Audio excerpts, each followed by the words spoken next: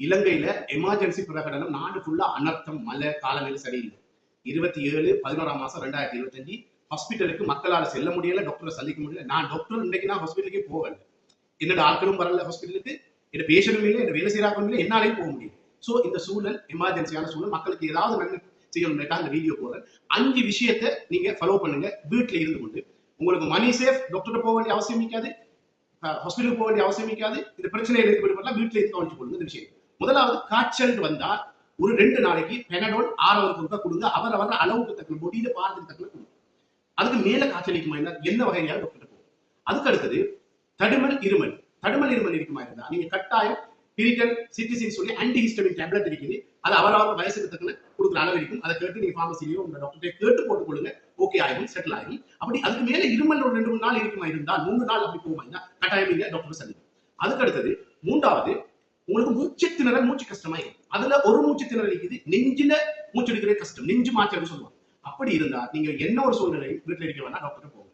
அடுத்த மூச்சு திணறல் இருக்குது, மூச்சு கடுங்க கஷ்டமா இருக்கு, மூக்கடைப்பின் காரணமா அப்படி இருக்கும், அந்த ஃபீலிங்கா இருக்கு. மூக்கடைப்பின் காரணமா இருந்தா நீங்க பெரிய ஆட்கள் எல்லாருமே சுடுதண்ணி ஆவி குடிங்க.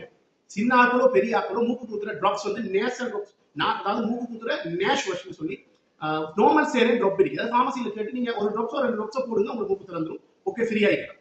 அதுக்கு அடுத்தது தலை வலி, காது வலி, பல்லு வலி, வயிற்று வலி, மூட்டு வலி, இப்படியான எல்லா வழியா இருந்தாலும் சரி நீங்க பெனடோல் ஒரு நாள் ஃபுல்லா போடுங்க. ரொம்ப எமர்ஜென்சியான சில வலிக்கு, அப்பெண்டிக்ஸ் மாதிரி ரைட் சைட்ல கீழே வலிக்கிறது வயிற்றுல, அதே மாதிரி பிரெக்னன்சி காலத்துல உள்ள வலிகள், அந்த மாதிரி வலிகள் கட்டாயம் நீங்க டாக்டர் போங்க. மற்ற வலிகள் எல்லாம் நீங்க மேனேஜ் பண்ணிக்கலாம். கேஸ் கட்டினா கூடி பானி எடுங்க, சிறப்பு எடுங்க, அதுவும் வயிற்று வலி உண்டு, சரி, ஓகே, செட்டில் ஆயிடும். சரியா? அதுவும் இல்லைன்னு சொன்னால் உங்களுக்கு வலி தாங்க முடியல என்றால் நீங்க பெயின் கில்லர் புரூஃபன், டிக்ளோஃபெனக் சோடியம், அது உங்களோட டாக்டர்லயே ஃபார்மசிலேயே கேட்டு அளவுக்கு தக்கன நீங்க நேரத்தோட பாதிக்க தக்கன ஒரு நாள் எடுத்து பாருங்க, சரி வராட்டி டாக்டர் போகும். அதுக்கு அடுத்தது கடைசியா மோஸ்ட் இம்பார்ட்டன்ட் இந்த காலகட்டத்தில் 5வது என்றால், அதாவது பிரைவேட் பார்ட்ல கடிக்குது, அதாவது புஷ் காரணமா, அதாவது பூசணம் காரணமா. அதே மாதிரி காலில் விரல் இடைக்குள்ளி சேர்த்து குட்டி சொல்லுவாங்க, டீனியான்னு சொல்லுவாங்க, டீனியா பீடிஸ் சொல்லுவாங்க, அத்லெட் ஃபுட்ஸ் சொல்லுவாங்க. இப்படி பல காரணம் சொல்லுவாங்க. கால் விரல் இடைக்குள்ள கடிக்குது, பிரைவேட் பார்ட்ல கடிக்குதுப்பா, இதை விலையை கொடுங்க. இதுக்கு குளட்ரிமசோல், கீட்டோகோனசோல் கிரீம்ஸ் இருக்குது. எதையாவது ஒரு கிரீம் ஃபார்மசியில கேட்டு வாங்கி தொடர்ந்து ஒரு 4-5 நாள் பாருங்க, okay. Be happy and safe. Thank you.